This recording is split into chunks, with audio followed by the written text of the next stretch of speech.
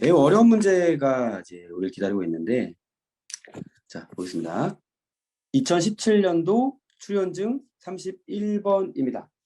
자, 다음 글로부터 출한 것으로 옳지 않은 것은 문단이 총 3개로 이루어져 있고 필요한 정보들을 잘 추려낼 수 있어야 되겠죠.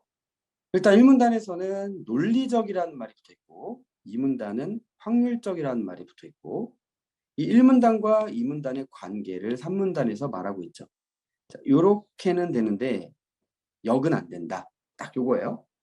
그럼 우리를 기호화를 할 수도 있겠죠. 예를 들면 H가 1을 논리적 함축하면 E가 H 확률을 증가시킨다. 이렇게 볼 수 있고 또 뭐라고 볼 수도 있냐면 대우를 만들 수도 있는 거예요. 그리고 이 문장이 중요할 거라는 느낌적 느낌은 다 있으니까 표시를 해야 됩니다.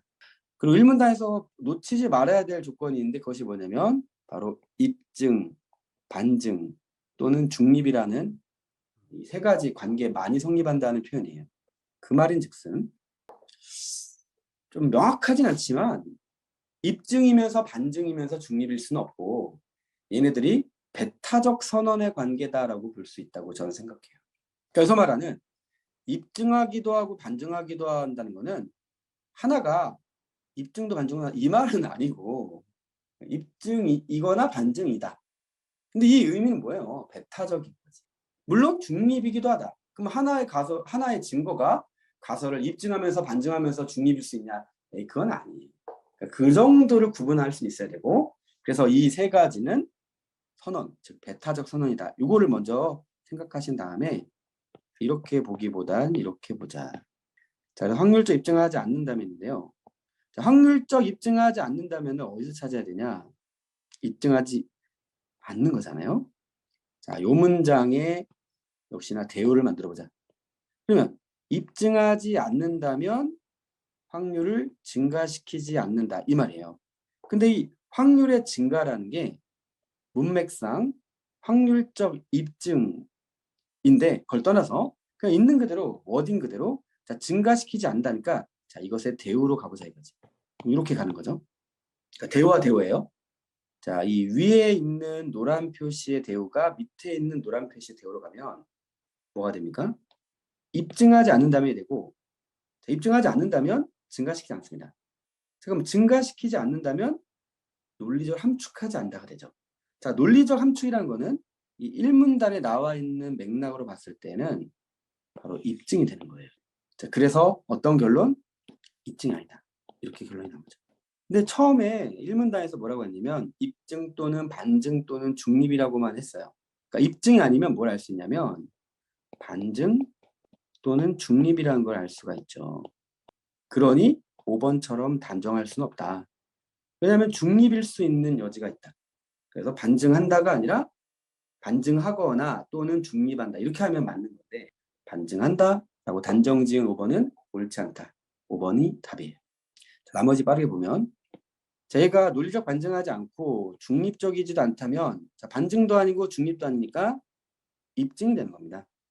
근데 입증은 이 부분 보시면 함축이면 확률 증가니까 즉 입증이면 어떻게 되는 거예요? 논리적 입증이면 확률적으로도 입증이 되는 거예요. 논리적 입증은 확률적 입증을 함축한다. 근데 그 입증이 곧 뭐예요?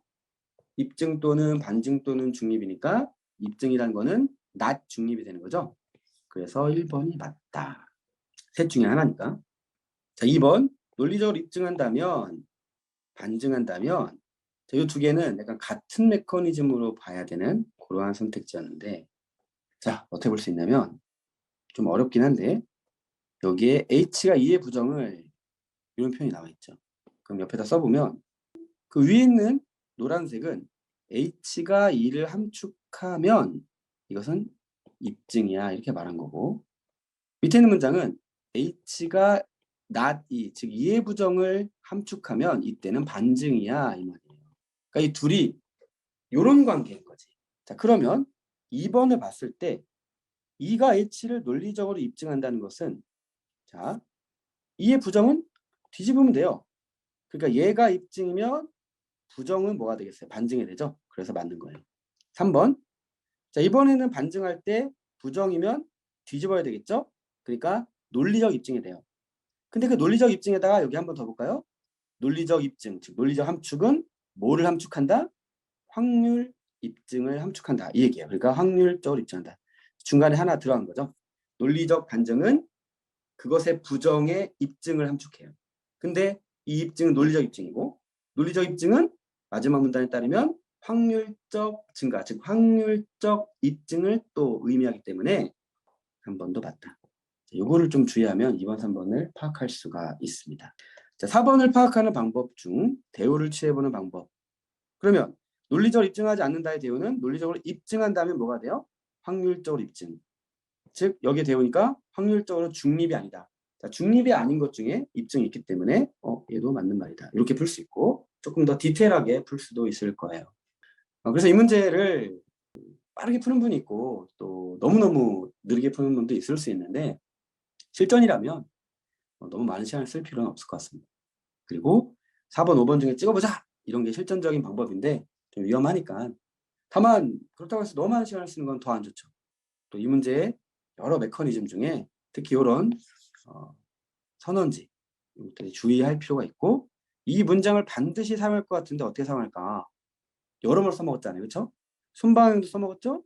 대우도 써먹었죠? 그런 센스가 필요합니다. 즉, 이 제시문에 글에 주어진 여러 문장 중에 어떤 문장이 가장 중요하고 또 한 번 써먹는 게 아니라 여러 번 써먹는 문장들이 있는데 그것을 예의주시하는 것, 그것이 문제풀이의 스킬 중에 하나겠죠. 정답은 5번입니다.